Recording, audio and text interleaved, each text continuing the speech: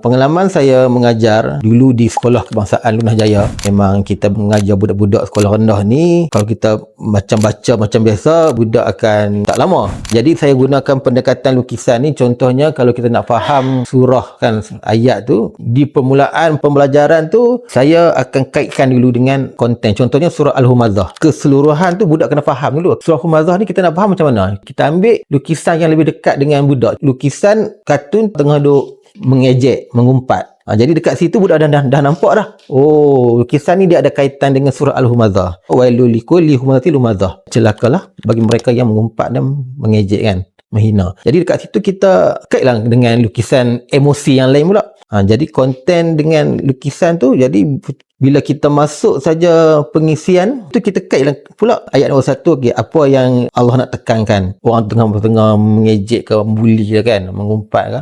Jadi setiap ayat tu, lukisan dia, budak akan ingat dengan setiap apa yang budak tu lukis. Jadi secara keseluruhannya, dia punya objektif pembelajaran tu tercapai.